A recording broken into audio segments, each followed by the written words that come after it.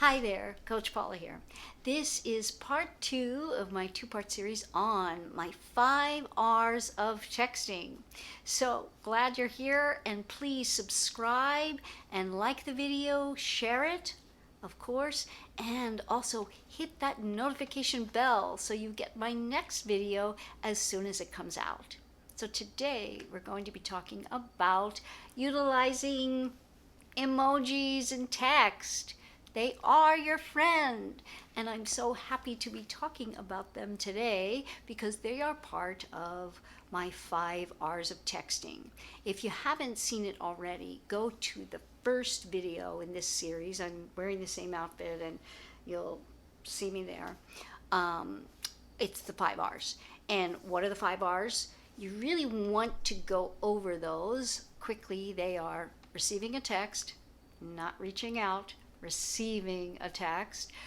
Relaxing is actually number 3 is relaxing. Number 2 is retreating, because you want to put your phone down after you receive a text.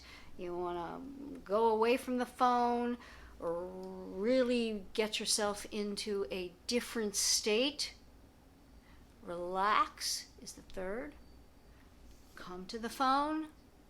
Then you are going to write, rewrite, regroup, think about being vague, check and revise for vagueness, and then respond.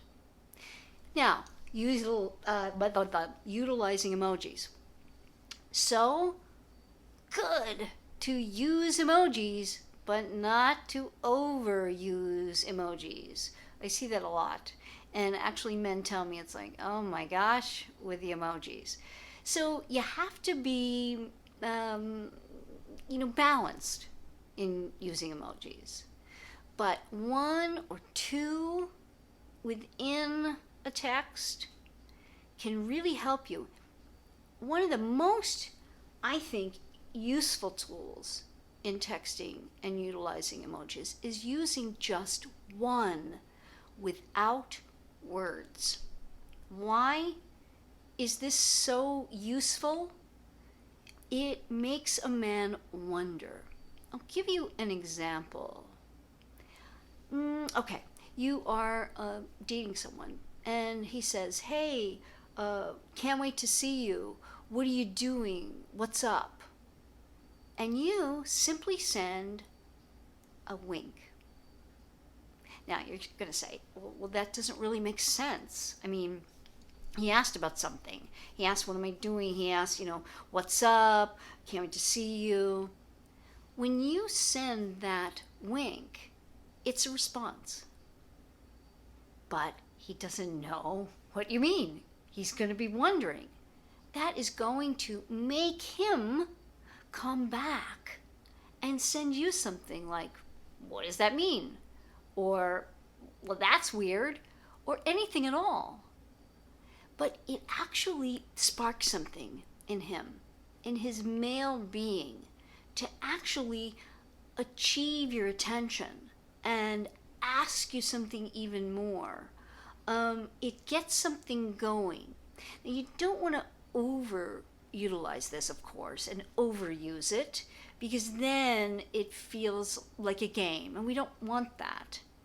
But when you don't know what to answer and how to be vague with words, an emoji can be really wonderful.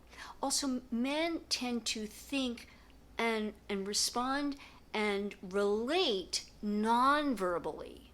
This is why an emoji, a picture, can be so important and evocative, because it's not words. We ladies can tend to use wording a bit too much. It also keeps us, when we use them, out of our literal mind and more towards the fun and finding something that relates our emotion in our emoji scrolls, right? We can find something that relates either what we're doing or our feeling or feeling we want to convey without utilizing words. That's why it's so great.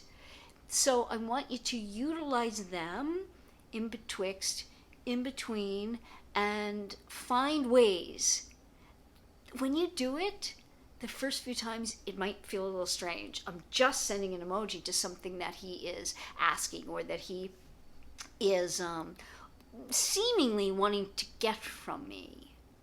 But I think when you start utilizing them and using them in a way, not overuse, not to show your being eager.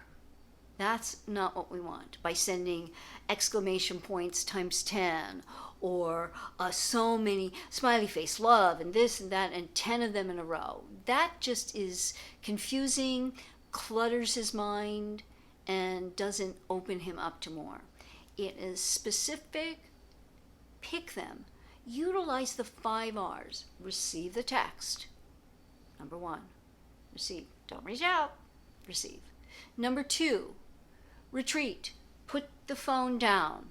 Whatever it is, he will get the text you send, and he will be waiting and wondering while you are figuring out what it is that you really want to convey, not emotionally if it's a negative emotion, and in a fun, flirty way if it's positive. Then, after you retreat, you're relaxed, then you are going to send an emoji, one, that's it, that makes him wonder, or a word and an emoji, a picture that you might have is also very good. Anything that conveys something non-verbally and is in that 4th step vague. Go more to my first video in this series on the 5 R's and why vague, and then you are going to respond. So I hope this is helpful. I hope you like it. Please comment below if you do, and ask me anything about utilizing emojis or about my 5 R's. And I look forward to helping you in all of the steps that are helpful to make him wonder.